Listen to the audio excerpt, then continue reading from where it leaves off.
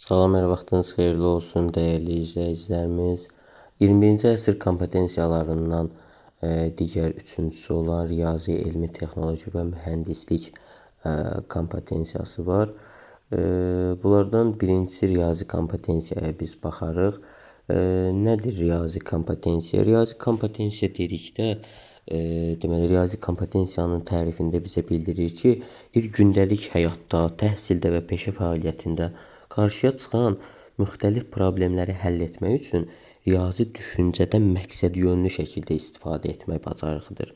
Bu o deməkdir ki, belə deyək də, riyaziyyat təkcə sinif daxilində, dəftər üzərində qalmır. Onu sən praktiki olaraq artıq öz həyatına tətbiq edirsən. Fərz eləyək, marketdə alış-veriş edərkən, ev təmir edərkən, işdə hər hansı bir plan qurarkən qarşına çıxan bütün bu situasiya, bütün bu problem çətinlikləri həll etmək üçün artıq riyazi məntiqi işə salırsan, riyazi məntiq bacarığından istifadə edirsənsə, bu riyazi kompetensiyanın inkişafı deməkdir. Daha sonra deyir ki, bu kompetensiyanın əsasında yalnız hesablama texnikalarını yiyələnmək deyil, riyazi düşünmə tərzini formalaşdırmaq dayanır. Bu nə deməkdir? Bu o deməkdir ki, fərz edək ki, kalkulyatorda təkcə vurma, bölmə etmək məsələsini biz misal götürsək, kalkulyatorda hesablama aparmaq, vurma, bölmə, toplama, çıxma etməyi zaten bunu hər kəs bacarır. Yəni məsələ bundan ibarət deyil. Yəni necə hesablayacağını bilməkdən ibarət deyil. Daha çox nəyi və niyə hesablayacağını başa düşməkdən ibarətdir. Riyazi kompetensiya bizdən bunu tələb edir. Riyazi kompetensiya riyazi düşüncədə daha çox sənin beynində strategiya qurmağı tələb edir. Yəni strategiya qurma qabiliyyətindən ibarətdir.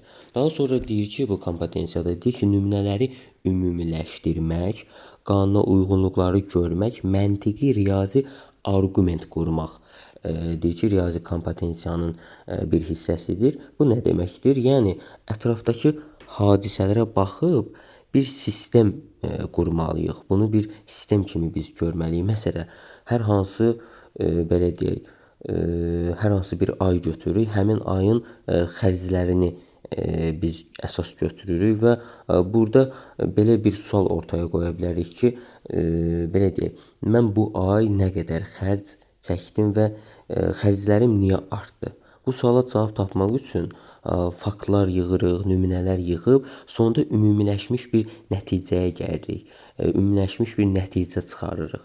Yəni bu nə deməkdir? Nümunələri ümumiləşdirib qanuna uyğunluqları görmək və məntiqi riyazi arqument qurmaq, yəni nəticə çıxarmaq. Daha sonra deyir ki, riyazi kompetensiya ümumiyyətlə şagirdlərdə nələri formalaşdırır? Şagird bununla nələri bacarır?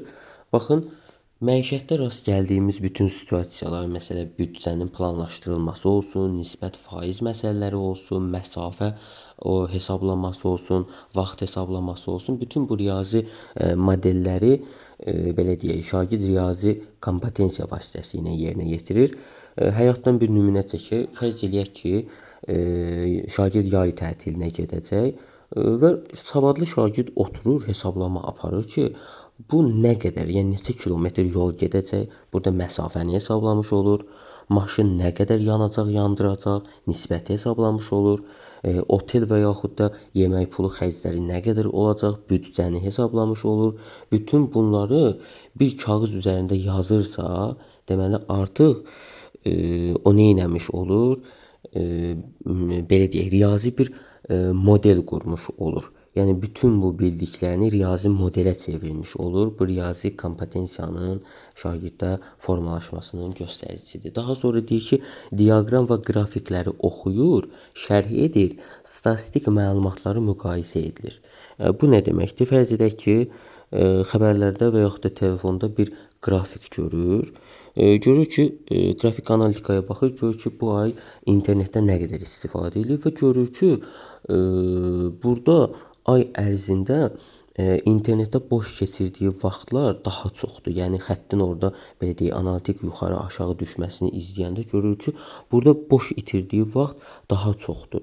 Və belə deyək, şagird həmin o qrafiki oxuya bilirsə, şərh edə bilirsə, Bu o deməkdir ki, şagird artıq nədir?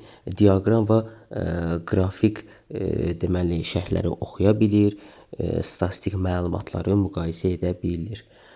Bu da ona aid bir nümunə, yəni şagirdə riyazi kompetensiyanın inkişafının göstəricisidir.